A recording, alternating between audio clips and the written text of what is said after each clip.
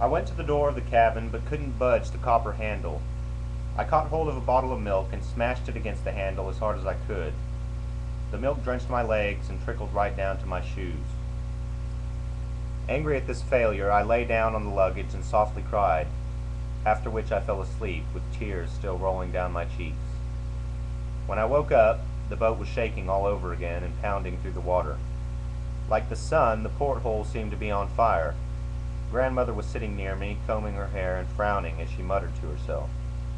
She had amazingly long hair, black streaked with blue, that reached right down to the floor, falling over her shoulders, breasts, and knees. She would lift up the long plaits with one hand and force a wooden comb, which only had a few teeth, through them with great difficulty. Her lips twisted and her dark eyes shone angrily, and her face, framed by that huge mass of hair, became small and comical. Today she seemed in a bad temper, but when I asked her why she had such long hair, she told me in the same soft and warm voice as yesterday. It's one of God's ways of punishing me. It's the devil's own job of combing the damn stuff out. Ever since I was a little girl, I used to boast about my lion's mane. Now it's the curse of my life. It's time you were asleep. It's still very early. The sun's only just risen. But I don't want to sleep. Then don't, she agreed at once, plaiting her hair and looking at the divan where my mother lay, face upwards, taut as a violin string. Tell me how you broke that bottle yesterday, but quietly. When she spoke, she seemed almost to sing her words, and this made them take root firmly in my memory, like flowers, soft, bright, and full of richness. When she smiled, the pupils of her dark cherry-colored eyes opened wide, blazing with a light that was too welcoming for words.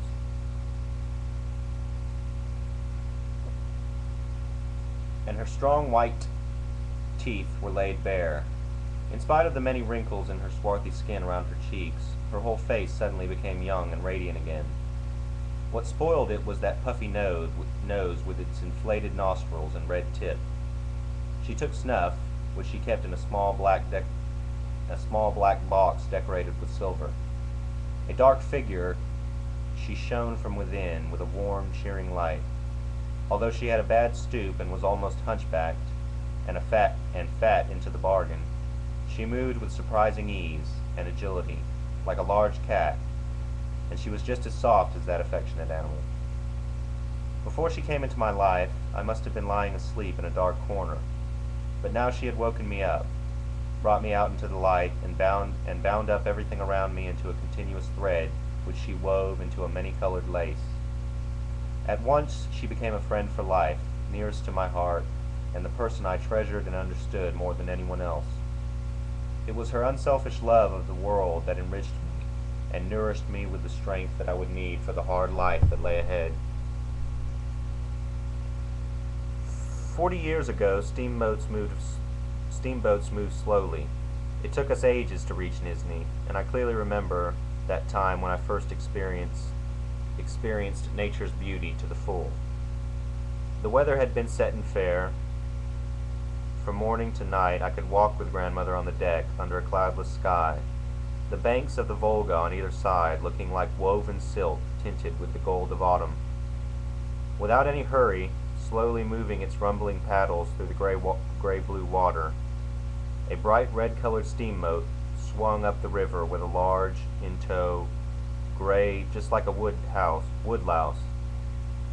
The sun moved up imperceptibly above the Volga. Every moment there was something new to look at.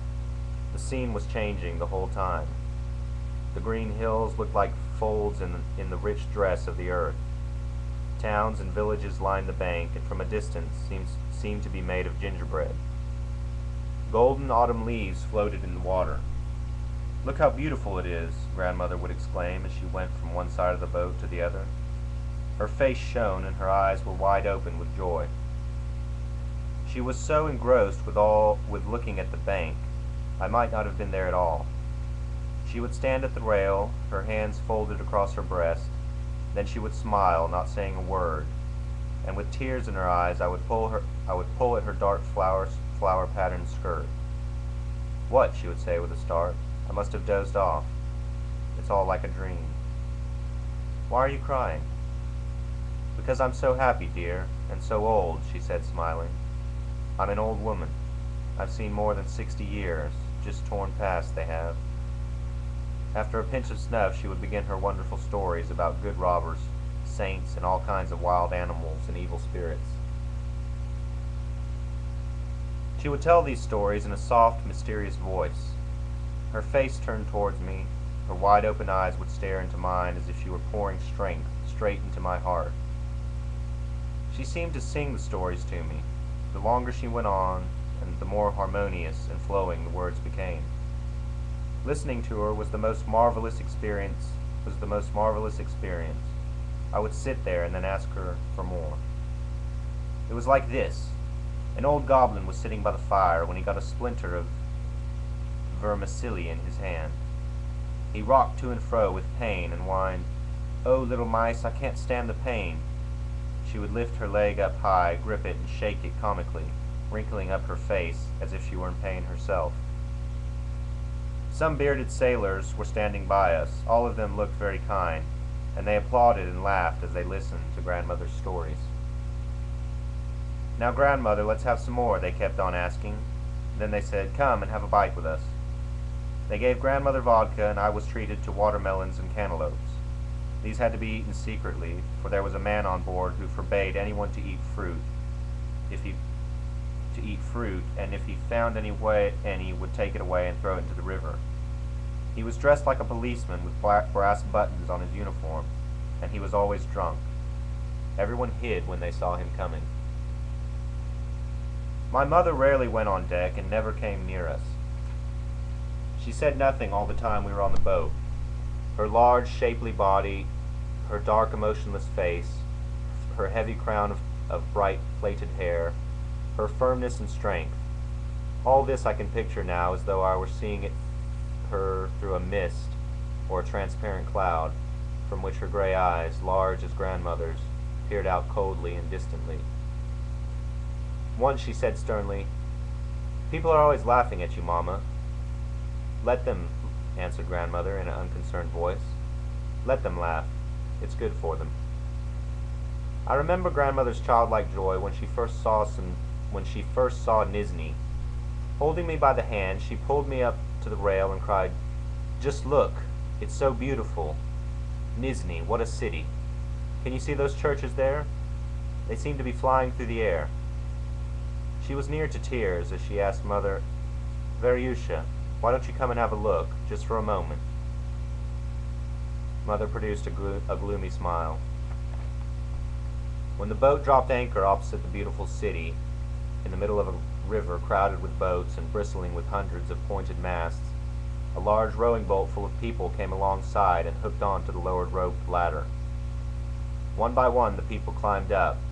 In front of everyone else was a small, shriveled-looking old man in long black clothes and with a beard of tarnished gold. He had a nose like a bird's beak and small green eyes, and he climbed rapidly to the top of the ladder. "Father," my mother cried in a loud, deep voice, and flung herself into his arms. He seized her head, swiftly stroked her cheeks with his small reddish hands, and screeched, "And how's my silly girl, eh? Now, you've come at last." Grandmother managed to embrace and kiss everyone at once, and she spun around like a propeller. She pushed me forwards and said hurriedly, "Move yourself now. This is Uncle Mikhail, and this is Uncle Yakov, Auntie Natalia, and these are your cousins, both called Sasha, and your cousin Katrina. It's a big family." Grandfather said to her, "Are you well?" They kissed each other 3 times. Grandfather hauled me away from the thick mob and asked me, holding me by the head, "And who might you be?" "I'm from Astrakhan, from the cabin." "What's he talking about?" grandmother said to mother. Without giving me time to reply, he pushed "What's he talking about?" grandfather said to mother. Without giving me time to reply, he pushed me to one side and said, "He's got his father's cheekbones. Get into that boat." We reached the shore, and we all went up on the hill along a road made of large cobbles, high embankments overgrown with rank, trampled grass, lining it on either side. Grandfather and mother led the way. Grandfather only came up to her shoulder, and he took small, mincing steps, while Mother glanced down at him and seemed to glide through the air. My uncles followed silently, Mikhail with his sleek black hair and the same withered look as grandmother, and Yakov, his hair bright and curly. Then came some fat women in gray dresses and 6 children, all older than me, and all very subdued. I walked with grandmother and my little Aunt Natalia, pale-faced, blue eyes, with an enormous belly. She stopped every now and again and panted for breath. "I can't go any further," she complained. "Why did they have to bring you along?" grandmother mumbled angrily. "They've got no sense at all."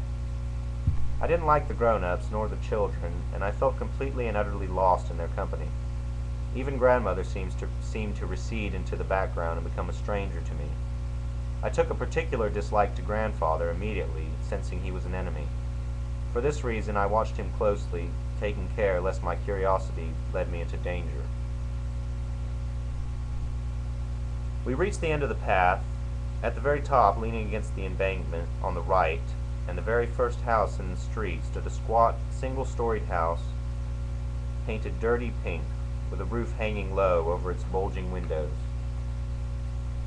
like a hat pulled down. From the street it looked very big, but inside its dim little rooms it was very cramped. Angry people rushed about in all directions, like passengers about to disembark from a ship. Ragged children swarmed all over the place, like thieving sparrows, and the whole house was filled with a strange, pungent smell. I stood outside in the yard, which was just as unpleasant. All around it hung huge, wet rags, and it was full of tubs containing oily-looking water, all different colors. Pieces of cloth were being dipped into them. In one corner, under a ramshackle lean-to, wood burnt fiercely in a stove. I could hear water boiling and bubbling, and someone I couldn't see was shouting very loudly these strange words: "Sandalwood, magenta, vitriol." End chapter 1. So there you have it. Those 2 videos are chapter 1 of Maxim Gorky's My Childhood. I'm about to go to work, but when I come home, hopefully I'll pick it up again. I want to get through this book real fast, so I'm going to try.